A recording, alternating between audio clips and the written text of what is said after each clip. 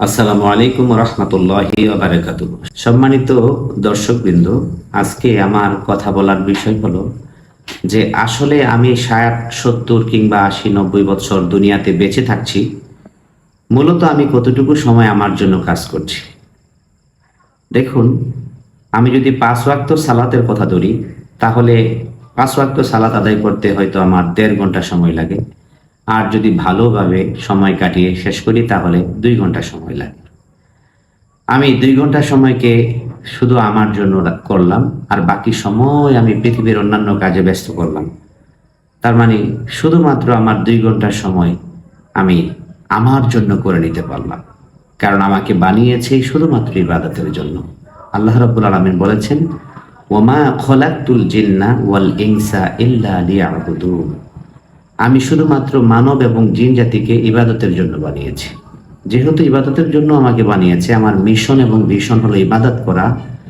রব্বুল আলামিনের ইবাদত শুধুমাত্র 2 ঘন্টা করলাম। তার মানে আমার এই 24 ঘন্টা সময়ের মাত্র 2 ঘন্টা আমি আমার বানাতে পারলাম। এখন আমার কোয়েশ্চেন হলো যে এর চেয়ে বেশি কি করা যেত না? চলুন, একটা শুদ্ধ নিয়তের ব্যবস্থায় আমরা কতটুকু আগাতে পারি। যে হাদিসের মধ্যে রাহমাতুল লিল আলামিন ইরশাদ করেছেন, ইন্নামাল আমালু বিন্নিয়াত, নিশ্চয়ই সমস্ত কাজের ফলাফল তার নিয়তের উপর নির্ভরশীল হয়ে থাকে। যদি তাই হয়ে থাকে তাহলে চলুন আমরা বিষয়টাকে আরেকটু সুন্দরভাবে ভাবতে শিখি। যদি আমি নামাজ শেষে জমিনে ছড়িয়ে পড়ি, আল্লাহ রাব্বুল আলামিন বলেছেন, ফাইজা কুদিয়াতিস সালাতু ফান্তাশিরু ফিল আরদ। যখন তোমরা সলাৎ শেষ করবে, নামাজ শেষ করবে, অতঃপর জমিনে ছড়িয়ে পড়বে, অর্থাৎ তোমার আপন আপন কাজে তুমি চলে যাবে। এখন আমার প্রশ্ন হলো, আমি 6 ঘন্টা আমি আমার অফিসের কাজ করি, বা 8 ঘন্টা করি। যদি আমি 8 ঘন্টা আমার অফিসের কাজ করে থাকি, তাহলে আগে 2 ঘন্টা গেছে সলাতে। এখন অফিসের এই সময়টা যদি আমি এই ইবাদতের মধ্যে রাখতে পারি, তাহলে আমার 8 ঘন্টা সাথে আরো 2 ঘন্টা যোগ হয়ে গেল, বা 2 ঘন্টার সাথে আরো 8 ঘন্টা যোগ হয়ে গেল। সেটা কিভাবে সম্ভব? আমি যদি বাড়ি থেকে অফিসে যাওয়ার সময় মনে মনে নিয়াত করি যে অফিসিয়াল যত কাজ আছে আমি রব্বুল আলামিনের খুশির জন্য, হাবিবে কিবরিয়া রাহমাতুল লিল আলামিনের দেখানো পথে আমি কাজটা করব, কাউকে ঠকাবো না, কারো কষ্টের কারণ হব না, কারো জন্য কষ্টের কারণ আমি হব না, কেউ যেন আমাকে দ্বারা না ঠকে যায়, এই নিয়ত করে মাবুদের গোলামি যদি আমি নিয়ত করে আমার অফিসের কাজটা করলাম, হয়তো আমি আমার ফাইলের কাজ করলাম, হয়তো আমার লেখালেখির কাজ করলাম, কিন্তু এই কাজের মধ্য দিয়ে আমি এই 6 ঘন্টাই রব্বুল আলামিন আমাকে এটা শুধু অফিসিয়াল কাজ হিসাবে গণ্য করবেন না, এটাকে আমার ইবাদত হিসাবে গণ্য করবেন। তার মানে আমি এই কাজটাকেও আমি আমার নিয়তের বিশুদ্ধতার কারণে আমি ঠিক জায়গায়, অর্থাৎ এটাও আমার ইবাদতের মধ্যে গণ্য করতে পারলাম।